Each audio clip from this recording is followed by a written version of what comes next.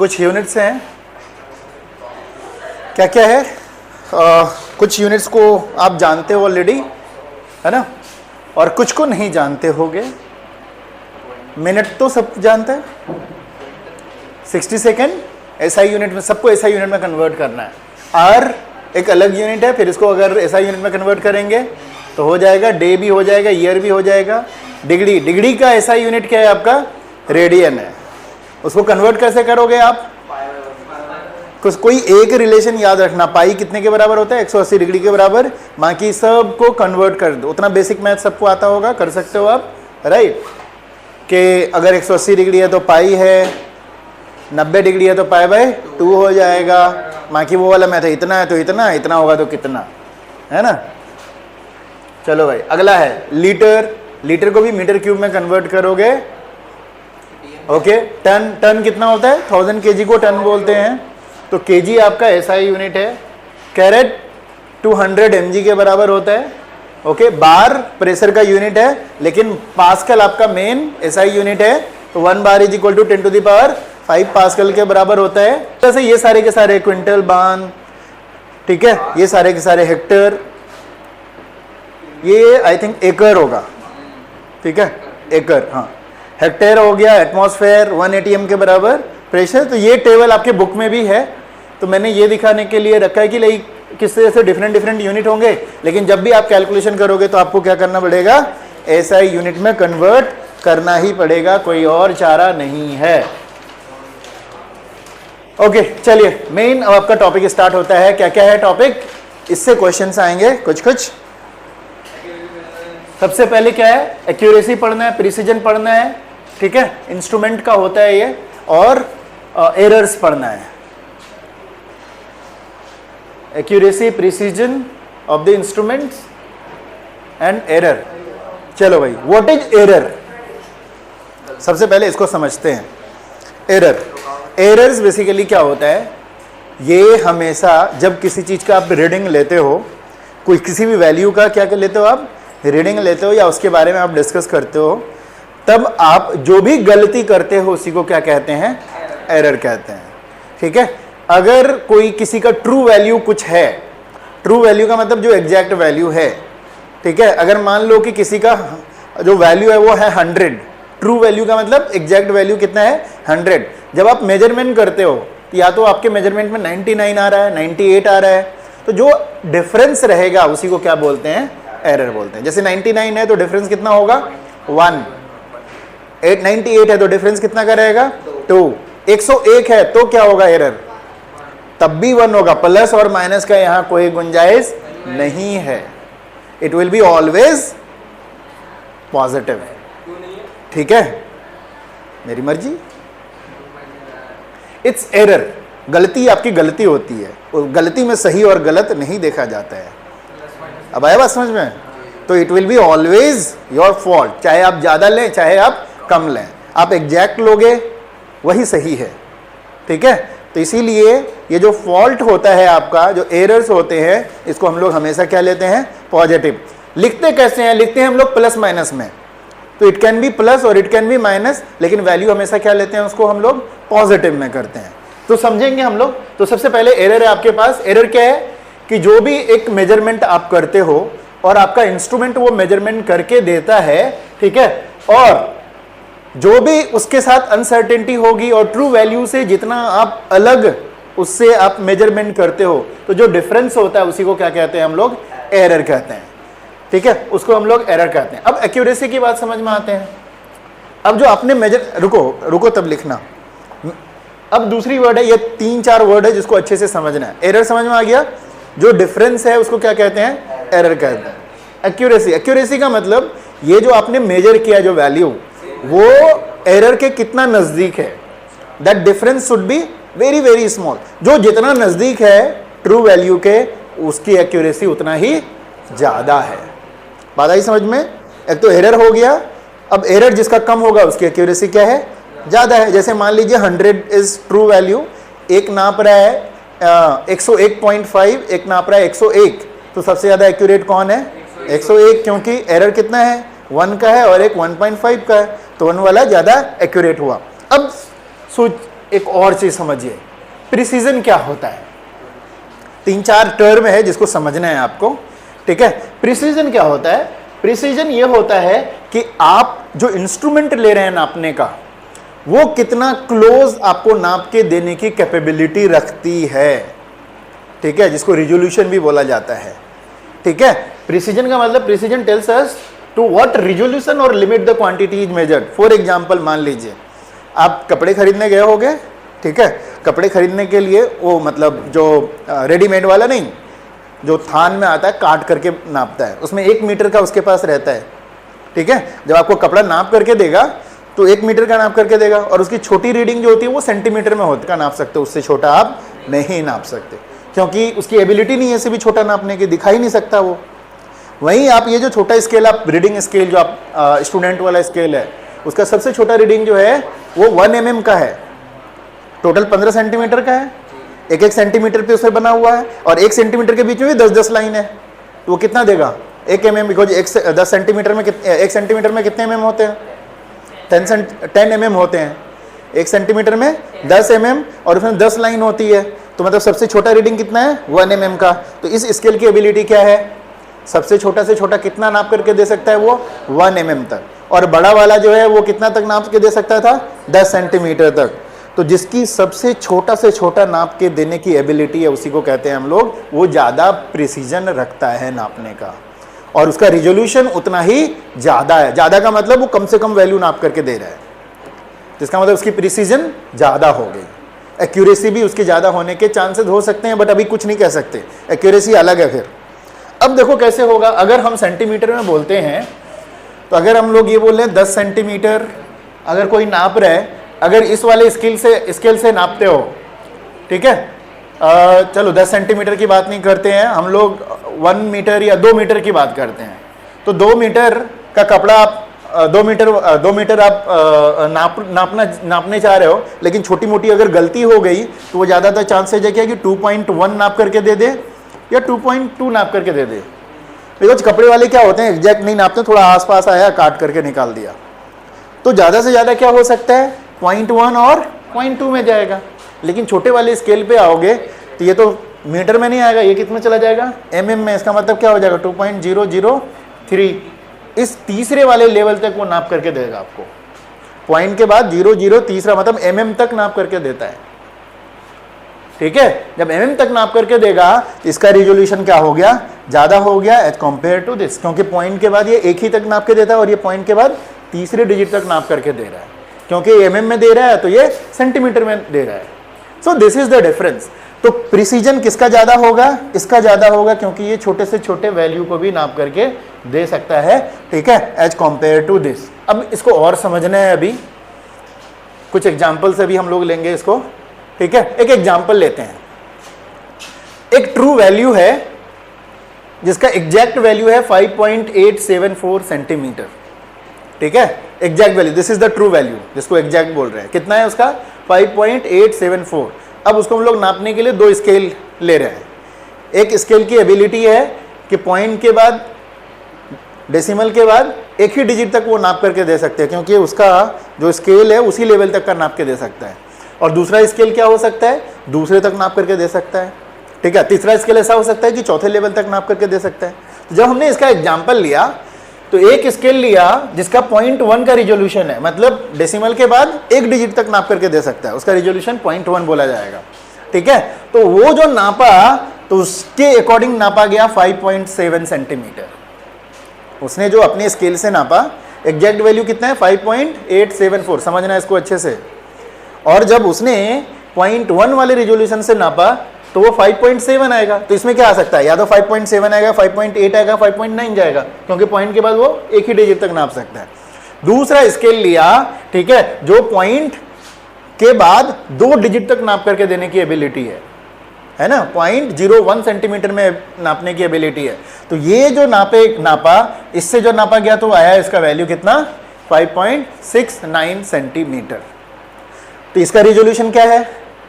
ज्यादा है, क्योंकि डेसिमल के बाद 2 डिजिट तक नाप करके दिया, as compare to 5.7 centimetre. But accuracy किसकी ज्यादा है?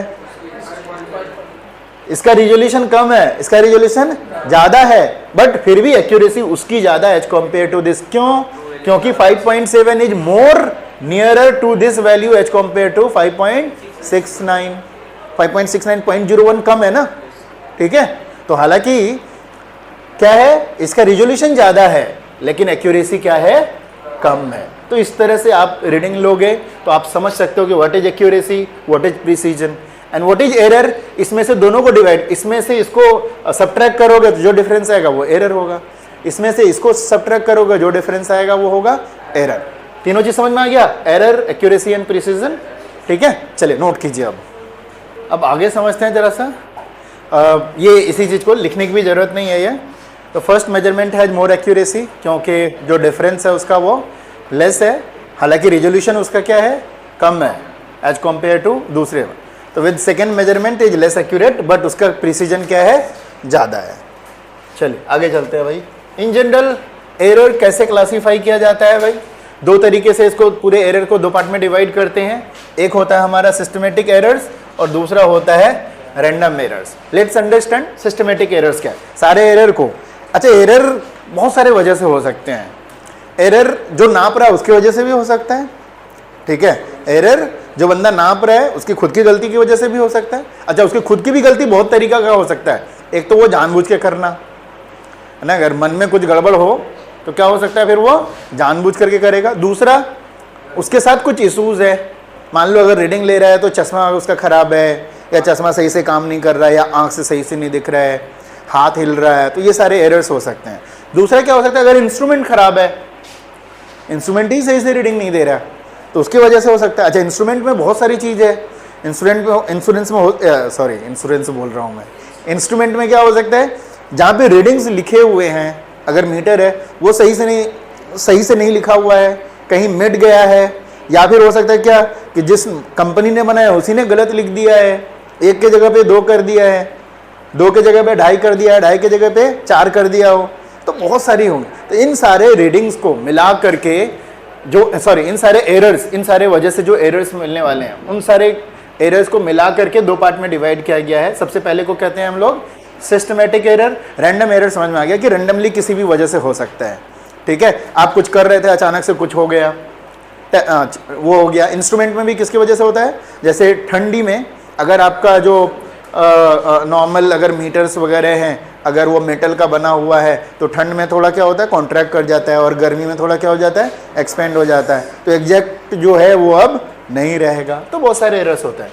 तो एरर दो तरह के हो गए, सिस्टमेटिक और रैंडम। सिस्टमेटिक को भी 3 पार्ट में डिवाइड करते हैं, ठीक है। सिस्टमेटिक में भी 3 पार्ट में डिवाइड करते हैं। तो सबसे पहले अभी सिस्टमेटिक को समझते हैं। ये क्या होता है, किसी भी पर्टिकुलर डायरेक्शन में जाएगा, अगर बढ़ रहा है तो बढ़ रहा है, कम हो रहा है तो कम हो रहा है, किसी भी डायरेक्शन में इसको करेंगे। क्या क्या सब है भाई? सबसे पहले इंस्ट्रूमेंटल एरर हमने देख लिया भाई। इंस्ट्रूमेंटल एरर क्या क्या हो सकता है, इम्परफेक्ट डिजाइन की वजह से हो सकता है। कैलिब्रेशन, कैलिब्रेशन समझते हो क्या होता है? ये बहुत मतलब एक काफ़ी स्पेसिफिक और एक इम्पोर्टेंट पॉइंट है। कैलिब्रेशन, हर एक इंस्ट्रूमेंट का कैलिब्रेशन होता है। क्या होता है स्नेहा, आकांक्षा, नहीं पता? कैलिब्रेशन का मतलब ये होता है जब भी कुछ नया इंस्ट्रूमेंट बनता है तो उसको और उसकी रीडिंग्स को पुराने या जो करेक्ट इंस्ट्रूमेंट है उससे कंपेयर करके उसको सही किया जाता है। उसी को क्या कहते हैं, कैलिब्रेशन करना।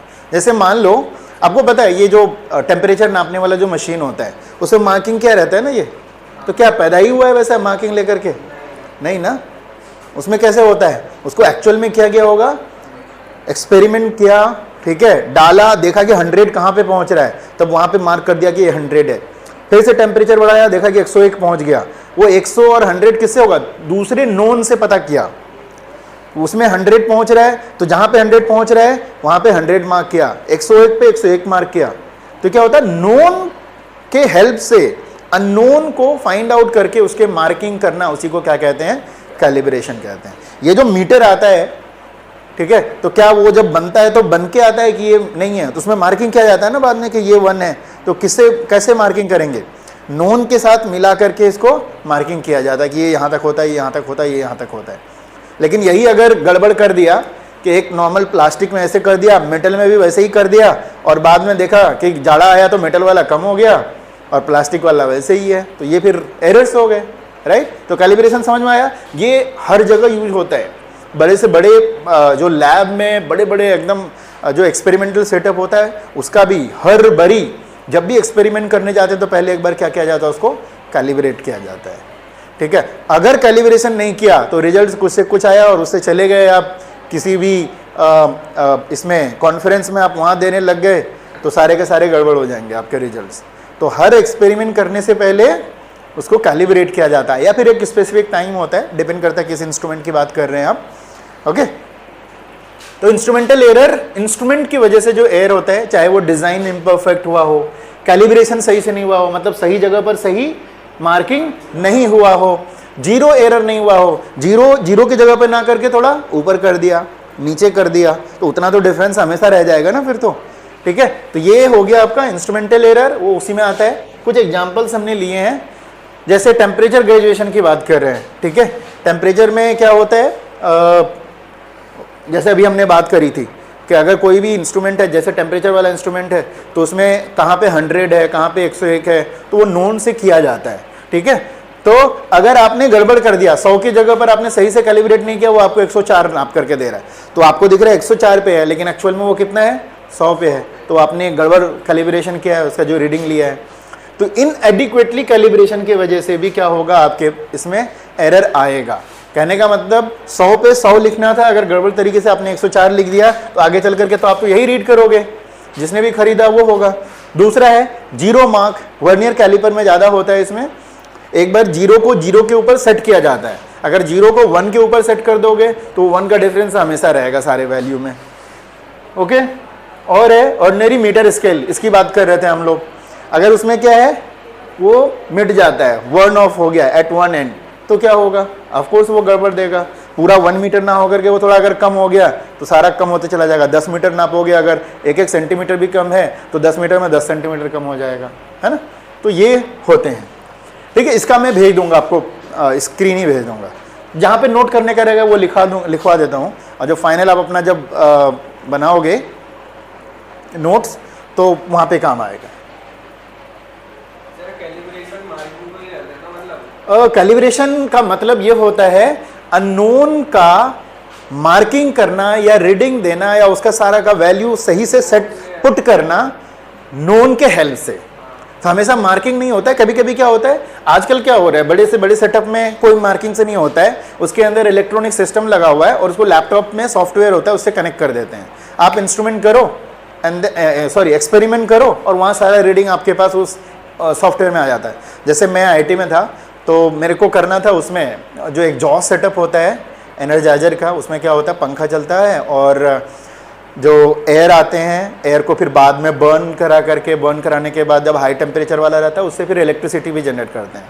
तो 2 तरह के एप्लीकेशन थे वहाँ पे, एक जॉस गैस को यूज़ करके इलेक्ट्रिसिटी भी बना देते हैं। हमें प्रेशर मेजरमेंट करना था उसमें टनल में। तो क्या होता था, सारे पॉइंट्स मतलब 10, 12, 14 जितने भी अगर डायमेट्रिकली लगाते थे, डायमेट्रिकली नहीं क्या बोलते हैं इसमें, सर्कमफेरेंशियली, वो लगा के वहाँ से सारे पाइप को ला करके एक छोटा सा इंस्ट्रूमेंट आता है, उसमें सबसे कनेक्ट किया और उस इंस्ट्रूमेंट को डायरेक्ट लैपटॉप से कनेक्ट किया। सॉफ्टवेयर रहता है। शुरू में स्टार्ट होने से पहले सबको पहले कैलिब्रेट कर देते हैं, जिसका जो एग्जैक्ट शुरू में होना चाहिए वो टेम्परेचर सेट कर दिया, तो उसको भी कहते हैं कैलिब्रेशन करना। वहाँ मार्किंग कुछ नहीं कर रहे हम, सिर्फ उसको एक उस वक्त के एटमॉस्फेयर के हिसाब से वो टेम्परेचर वहाँ पे सेट कर दिया, क्योंकि एटमॉस्फेरिक टेम्परेचर भी दिन और रात के हिसाब से थोड़ा बहुत ऊपर नीचे होता है। क्योंकि अगर पास्कल में देखोगे तो इट इज़ 10⁵ पास्कल, है ना। तो उसमें थोड़ा सा भी वैल्यू अगर ऊपर नीचे होएगा तो आपका रीडिंग गड़बड़ हो जाएगा। तो जो नीचे बेस वाला टेम्परेचर, एटमॉस्फेरिक टेम्परेचर है, वो आपको शुरू में फीड करना पड़ता है। बाद में रिजल्ट क्या आता है वो एडिशनल उसमें आ जाएगा। अगर आपने वो गलत डाल दिया तो सारा प्रेशर क्या हो जाएगा, सब में गड़बड़ हो जाएगा। तो वो कैलिब्रेशन हमें करना पड़ता है हर बार, तो that is called calibration. Okay, एक और है, अगला जो है क्या है, इम्परफेक्शन इन एक्सपेरिमेंटल टेक्निक और प्रोसीजर। हमने बात करी कि आपने गलत नाप रहे हो, मतलब आपको आता नहीं है कैसे नापा जाएगा। आपको पता है जो वो होता है एक कॉलम वाला होता है, लिक्विड हो बहुत कुछ हो, उसको जब आप नापने के लिए जाते हो, ठीक है, ऊपर से देखोगे तो ऐसा लगेगा कि वो रीडिंग के नीचे है जो भी रीडिंग है, और नीचे से देखोगे तो रीडिंग से क्या लगेगा, ऊपर। क्योंकि उसमें मेनिस्कस होते हैं। मेनिस्कस का मतलब क्या होता है पता है? जैसे लिक्विड है ना, ये लिक्विड क्या होता है, कुछ लिक्विड ऐसे करके बनता है कॉलम के अंदर, और कुछ ऐसे लिक्विड होते हैं, कुछ ऐसे लिक्विड ऐसे करके होते हैं। तो आप जब यहाँ से देखोगे ये वाला रीडिंग आपको कहीं और दिखाई देगा, नीचे से देखोगे तो कहीं और देखेगा। तो आपको लगता है कि मैं तो भाई मेरा आँख तो बहुत अच्छा, मैं तो करेक्ट देख रहा हूँ, बट जहाँ से देखना चाहिए वो आप नहीं देख रहे हो। आपको क्या होता है, इसके लेवल में जाकर के देखना होता है और एक चीज़ फिक्स करना होता है, अपर मेनिस्कस यूज़ कर रहे हैं या फिर लोअर मेनिस्कस यूज़ कर रहे हैं। अगर एक में अपर किया तो सारे में क्या करना है, अपर करना, ताकि डिफरेंस सब में जीरो रहेगा। ऐसा नहीं एक में अपर ले लिया, एक में लोअर लिया, एक में इधर ले लिया, एक में इधर से खड़े होकर ले लिया, जो है मन मर्जी कर लिया। सो दिस आर क्या, इम्परफेक्ट टेक्निक। तो हर चीज़ को यूज़ करने का भी एक पर्टिकुलर टेक्निक होता है, उसके हिसाब से उसको करना पड़ता है। अगर टेक्निक भी अगर आपने गलत यूज़ किया तो रीडिंग्स क्या हो जाएंगे, आपके गलत हो जाएंगे। जैसे बॉडी टेम्परेचर नापने के लिए, ठीक है, बॉडी टेम्परेचर में क्या है कि जो बॉडी के अंदर का टेम्परेचर है वो हर जगह आउटर बॉडी में आपको सही से नहीं देगा, ठीक है। जैसे जनरली क्या करते हैं डॉक्टर, आपका बॉडी टेम्परेचर नापने के लिए जो थर्मोमीटर होता है वो आर्मपिट में डाल देते हैं, ठीक है। बट यू नो आर्मपिट का जो टेम्परेचर होगा थोड़ा सा कम होगा एज कम्पेयर टू इनर, तो क्या डालना चाहिए, जबान के नीचे डालते हैं वहां पे, वो ज्यादा से ज्यादा एक्यूरेट देता है। हालांकि वो भी एक्यूरेट पूरा नहीं देगा, but as compare to here ये आपको ज्यादा एक्यूरेट देगा। स्कैनर है, नहीं कह सकते वो भी कितना सही है क्या गलत है। अभी हम लोग नॉर्मल की बात कर रहे हैं, है ना, उसमें भी है कि शायद यहाँ का टेम्परेचर, किसी का बॉडी टेम्परेचर ज़्यादा होता है लेकिन अंदर का जो है वो 37 रहता है ना, वो चीज़ है। इसीलिए क्या कह रहे हैं कि आपको टेक्निक आपका सही यूज़ करना है, राइट। चलिए आगे चलते हैं भाई। अगला हो गया आपका क्या, पर्सनल एरर। पर्सनल एरर क्या, खुद के वजह से, बोला ना, खुद की वजह से। अगर कपड़े के दुकान पे गए, अपना जानने वाला 1 मीटर के बदले 1.5 मीटर नाप करके दे दिया, है ना, ले जाओ भाई तुम्हारा 2 ही मीटर में कपड़ा बन गया। 2 मीटर के बदले उसने कितना दे दिया आपको, 3 मीटर दे दिया। सो पर्सनल बायस, ठीक है। या फिर आप एक्सपेरिमेंट कर रहे हो, आपको जो चाहिए रिजल्ट उसके हिसाब से आपने लिख दिया, आज कुछ और रहा है लेकिन आपको चाहिए इतना, उतना लिख दिया। तो जानबूझ करके अगर कोई चीज़ करते हैं तो उसको क्या बोलते हैं, आपका पर्सनल एरर हो गया। इंडिविजुअल बायस भी हो सकता है, या फिर lack of proper settings of the apparatus, apparatus को आपने सही से नहीं सेट किया, ठीक है। केयरलेसनेस, हाँ ठीक है जो आ रहा है लिख दो। कभी कभी टीचर भी कहता है लैब में, फीडअप हो जाता है ना, अगर सुबह से शाम तक वो बहुत सारा एक्सपेरिमेंट करा दिया तो लास्ट वाले में आता है, लो बेटा जितना आ रहा है लिख लो, अच्छा इसका इतना लिख लेना, ले करके आ जाओ करा देंगे। तो वो किस में आता है, आपका पर्सनल एरर, ठीक है। तो ये 3 तरह के एरर्स हमने देखे, एग्जाम्पल्स इसके भी देख लेते हैं भाई। तो एरर आएंगे उसकी वजह से होगा। चलिए अब अगला हम बात करते हैं, जो सेकंड पार्ट है आपका सिस्टमेटिक एरर्स। इसको हम अच्छा मिनिमाइज कैसे कर सकते हैं, तो ये टेक्निक्स को इम्प्रूव करेंगे, है ना, वो अच्छे से सबको पता रहता है कि क्या क्या करेंगे, टेक्निक सही से इम्प्रूव करेंगे, ठीक है। इंस्ट्रूमेंट एकदम करेक्ट लेकर के आएंगे, उससे नापेंगे। पर्सनल बायस हम खत्म कर देंगे, जो एक्यूरेट है तो है, नहीं है तो नहीं है भाई, हम नहीं नापेंगे, अगर जो रीडिंग आया वही करेंगे। ये सारी चीज को अगर रिमूव करेंगे तो हमारा क्या होएगा, एग्जैक्ट आने वाला है। चलिए अगला बात करते हैं हम लोग रैंडम एरर का। रैंडम एरर क्या हो गया भाई, ये वो एरर है जो इर्रेगुलर तरीके से और किसी भी वजह से आ जाए, ठीक है। पता नहीं जब आप कर रहे हो कुछ हो गया उस वक्त अचानक से, है ना, हाँ कुछ भी हो सकता है, रैंडमली जो हो रहा है। जैसे क्या बताया भाई, अनप्रिडिक्टेड फ्लक्चुएशंस आ गया, एक्सपेरिमेंटल कंडीशंस बदल गए, पर्सनल एरर भी उसके अंदर आ जाएगा, ठीक है। तो अचानक से कुछ हो गया जो आप वहां पे आप जानबूझ करके नहीं कर रहे हो, ठीक है। अचानक से कुछ ऐसा हो गया जो आपको पता नहीं चला, आपने बाकी सब कुछ परफेक्ट करने की कोशिश करी है, बट कुछ भी वजह हो सकता है, तो वो क्या हो गया, आपका रैंडम एरर्स हो गए। कुछ एग्जांपल्स हमने लिया, एक ही बंदा एक ऑब्जर्वेशन ले रहा है, बार बार ऑब्जर्वेशन ले रहा है, लेकिन उसके पास वैल्यूज क्या आ रहे हैं, थोड़ा अलग अलग आ रहा है, तो वो रैंडम एरर की वजह से आ रहा है, क्योंकि वो परफेक्ट करने की कोशिश कर रहा है।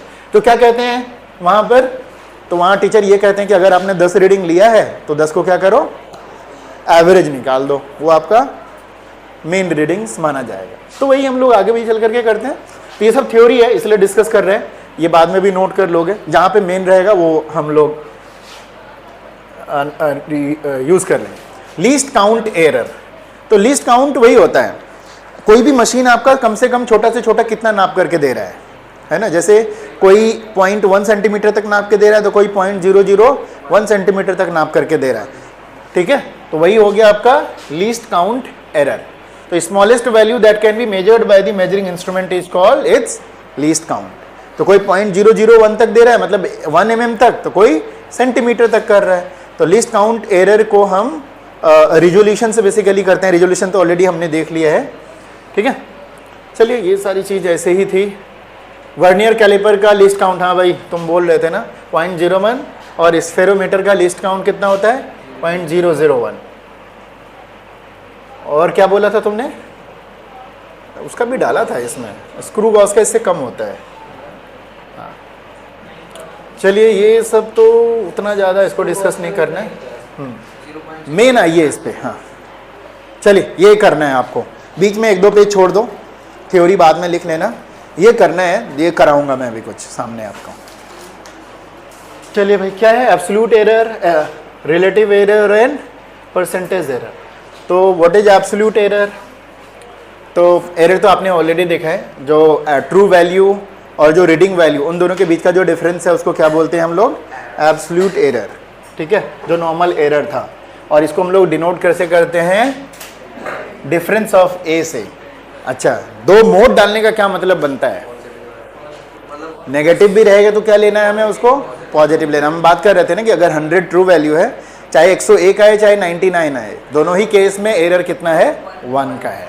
तो इसीलिए जो भी एरर आता है तो वो डिफरेंस से करते हैं, और difference should be always positive. चलिए कुछ एक रीडिंग लेते हैं अगर हम लोग, ठीक है। जैसे मान लीजिए कि कुछ रीडिंग लिया A1, A2, A3, AN, हमारे पास ट्रू वैल्यू भी नहीं है, क्योंकि फर्स्ट टाइम आप डायरेक्ट उसका एक्सपेरिमेंट करने गए हो और आपको एग्जैक्ट पहले से पता नहीं है। तो ट्रू वैल्यू पहले कैसे निकालेंगे, तो ट्रू वैल्यू निकालते हैं कि अगर आपने 10, 12, 15 बार अगर एक्सपेरिमेंट मतलब रीडिंग्स लिया, उसका जो एवरेज निकाल देंगे वही क्या हो जाएगा, उसका ट्रू वैल्यू हो जाएगा। अगर आपने n number of times of reading लिया तो जो ट्रू वैल्यू हो जाएगा वो उसका क्या करेंगे हम लोग, मीन निकालेंगे। कैसे मीन निकालते हैं, मीन कैसे निकलेगा, this a mean will be equal to what, 1/n of A1 plus A2 plus कहाँ तक, n तक। पता है ना, sum of all the terms divide by number, जितने नंबर ऑफ टर्म्स हैं वो, ये नोट करो अब, ये करना है, नहीं तो नींद आने लग जाएगा। समझ में आ गया? अगर आपने 10 रीडिंग लिया तो जो मीन होगा वो उसका क्या लेंगे हम, ट्रू वैल्यू। तो एरर्स क्या होंगे बताओ, पहले वाले रीडिंग के लिए एरर्स क्या हो जाएगा, पहले वाले रीडिंग्स के लिए एरर ए मीन माइनस A1। ए मीन आपका ट्रू वैल्यू हो गया, इसमें से हम क्या कर देंगे, जो रीडिंग वैल्यू है उससे सब्ट्रैक्ट कर देंगे। तो ये हमारा जो ए मीन है ये हमारा ट्रू वैल्यू जैसा एक्ट करेगा। कैसा एक्ट करेगा, ट्रू वैल्यू। तो एक एग्जांपल भी लेके हम लोग फटाफट करेंगे। चलिए यहाँ तक नोट कीजिए भैया। तो भाई चलिए एरर्स निकालते हैं। अब हर एक रीडिंग का एरर होता है, तो हमारे पास ट्रू वैल्यू आ गया, n नंबर ऑफ रीडिंग लेने के बाद ट्रू वैल्यू आ गया। तो एरर, अब हर एक रीडिंग के लिए एरर आता है ना। So what will be those error, errors in all individual. तो पहले वाले के लिए क्या हो जाएगा, A1 माइनस A मीन। अच्छा ये भी हो सकता है, A मीन जो आया A1 उससे बड़ा भी हो सकता है और A1 उससे छोटा भी हो सकता है। जैसे हमने 100 ट्रू वैल्यू लिया, रीडिंग 101 भी आ सकता है और 99 भी आ सकता है ना। तो हम क्या करेंगे, इसका मोड डाल देंगे पॉजिटिव लाने के लिए। अगर नहीं डालेंगे तो ये ध्यान में रखना है कि ये जो भी आएगा ये वैल्यू हमें क्या लेना है, पॉजिटिव लेना है। हम तो भाई डिफरेंस निकालते जा रहे हैं, डेल्टा A1 का, डेल्टा A2 का, सबका अलग अलग एरर आते चला गया। कहाँ तक, n टर्म के लिए आ जाएगा। ये कितना तक के लिए करेंगे हम लोग, n टर्म के लिए सारे का एरर्स आ गया। चलिए ऐड कीजिए उसमें, हर एक इंडिविजुअल मेजरमेंट का अपना अपना एरर निकल गया। अब क्या करेंगे हम लोग, एरर्स का भी मीन निकालेंगे।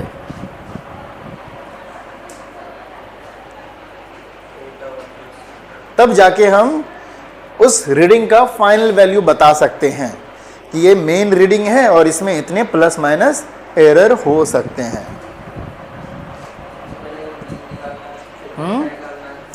हाँ, तो delta A1, delta A2, delta AN आ गया, ठीक है। सारे एरर्स आ गए, जितने भी रीडिंग्स होंगे उसके एरर्स आ गए। अब हमें क्या करेंगे, delta A, final delta A calculate करना है तो क्या करना पड़ेगा, सारे डेल्टा ए का मीन निकालना पड़ेगा, चाहे वो पॉजिटिव हो चाहे वो नेगेटिव हो, लेकिन हमेशा इसको क्या रखना है, हमें पॉजिटिव बना करके रखना है। नोट कीजिए यहाँ तक, अगले स्टेप पे हम उसका मीन निकाल लेंगे, फिर एक एग्जाम्पल भी ले लेंगे, उससे लेकर के करेंगे इसको।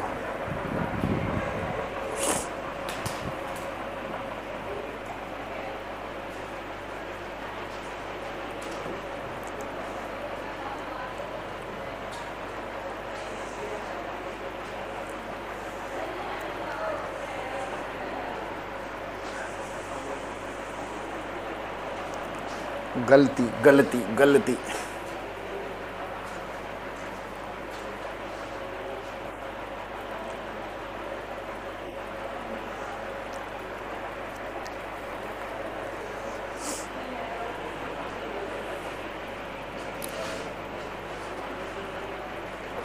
सो डेल्टा ए कितना आएगा, वो सारे डेल्टा ए 1 से लेकर के, नोट कर लिया था सबने, सबका क्या निकालना पड़ेगा, हमें मीन निकालना पड़ेगा। क्या बोलते हैं उसको, अर्थमेटिक मीन।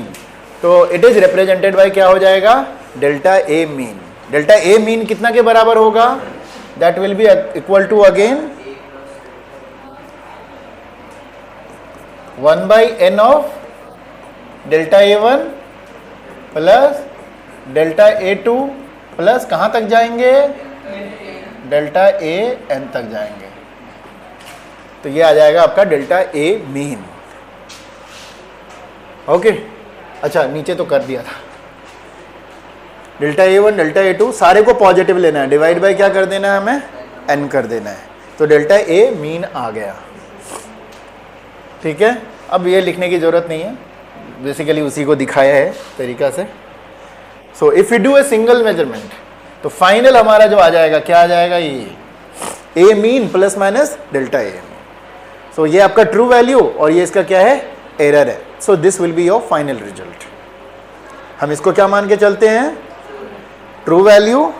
ट्रू वैल्यू का मतलब जो एग्जैक्ट सोचते हैं कि वो भी है, वो है, और इसमें क्या होगा, एरर। प्लस माइनस क्यों लगाते हैं, इट कैन बी प्लस और इट कैन बी माइनस, लेकिन है तो एरर।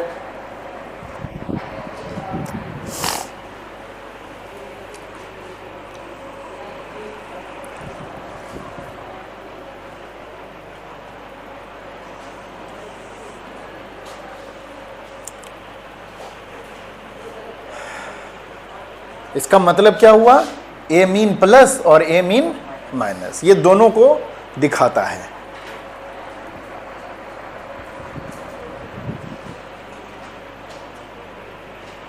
ये दोनों को ही दिखाता है।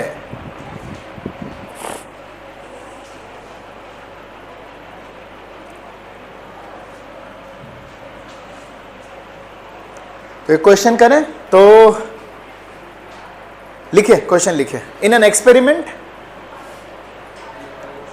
इन एन एक्सपेरिमेंट, लिखो क्वेश्चन लिखो Aarish.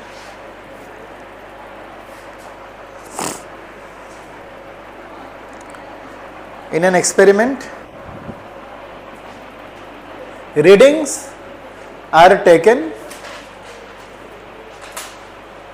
Readings are taken as following. कितना कितना है भाई, देखते हैं।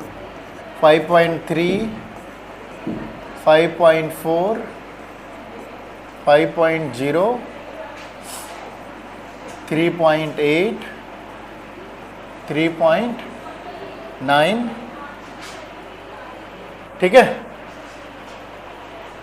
एंड कर देना यहाँ से, एंड 3.9।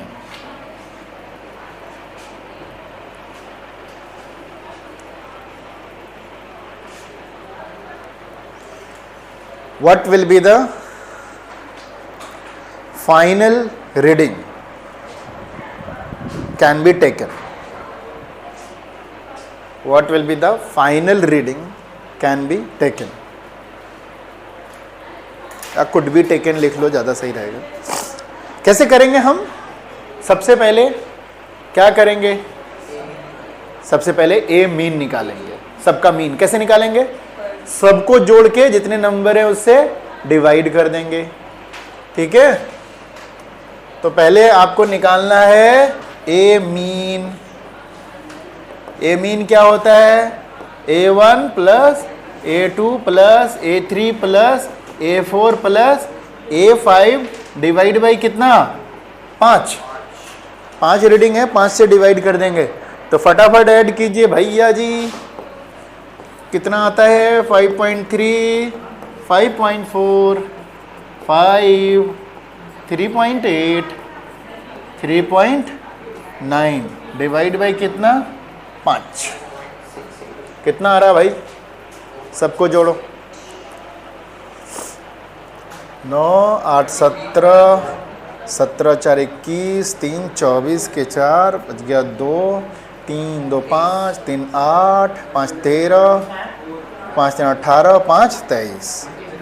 अरे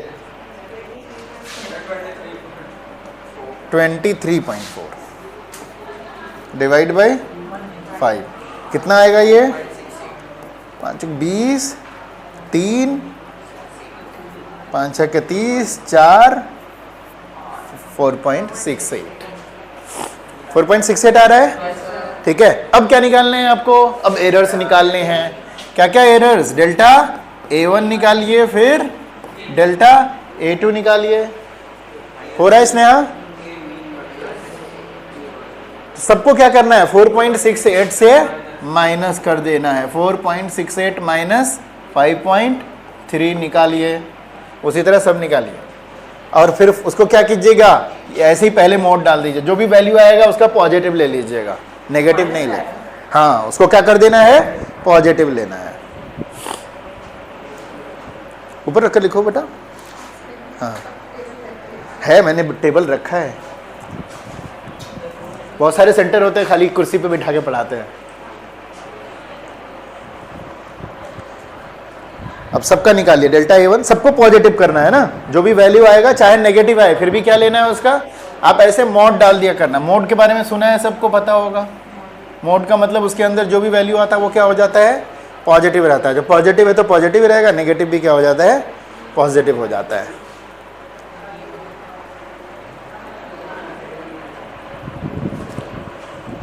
तो तुम लोग आज टेस्ट देने से बच गए है ना? हैं? तुम्हें पता ही नहीं था भाई, तुम्हारा नंबर ऐड हो गया ना? नहीं पर अच्छा, फोन रखने की आदत नहीं है ना? खाली क्या रील्स देखने के लिए लेते हो?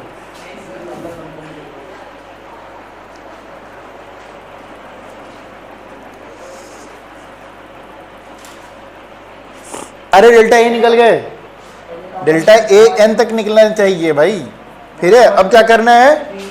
डेल्टा ए का मीन लेना है। डेल्टा ए का मीन कैसे निकलेगा भाई? ये सारे डेल्टा A1 डेल्टा A2 कहाँ तक?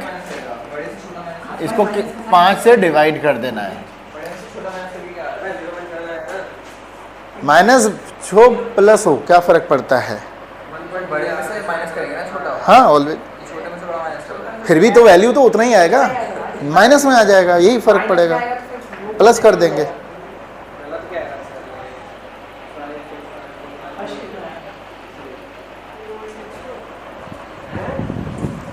सारे डेल्टा ए डालिए, एवरेज निकालिए उसका।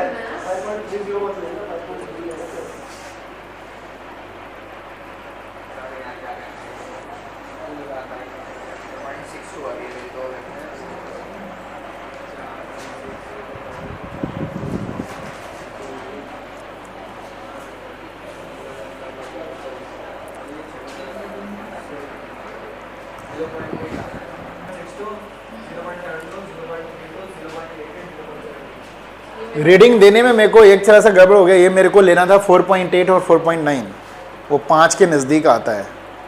तो एनीवे अब आ गया तो आ गया, ले लो, है ना? ये मतलब 5 के आसपास आनी चाहिए सारे रीडिंग्स। ये 4.8 और 4.9 होना चाहिए, इस वजह से शायद ज़्यादा आ रहा है। अगर आ रहा है तो ठीक है, आने दो जो भी आ रहा है।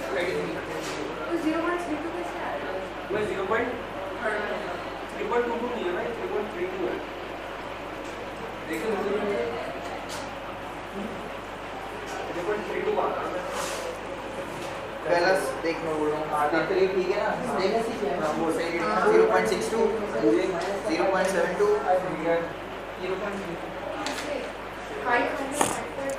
जो फाइनल आने वाला है वो कितना आएगा पता है आपको? ए मीन प्लस माइनस किसका? Delta A mean.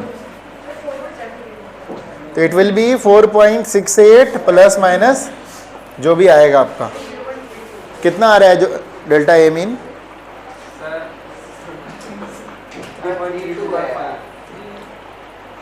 फाइनल बताओ ना कितना आ रहा है? 5 3.32/5 है। वही आ गया ना 0.66 आ गया। हो गया answer. A mean plus delta A mean plus minus delta A का मीन। ए मीन तो 4.68 था। डेल्टा ए मीन कितना आ रहा है? 0.6। हाँ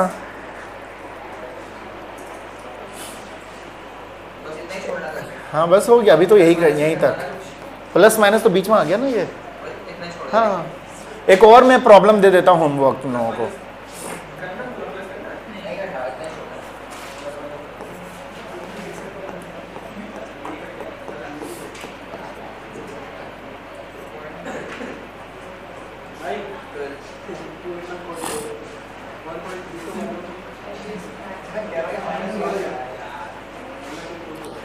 इसका निकालना, ये होमवर्क है तुम लोगों के लिए।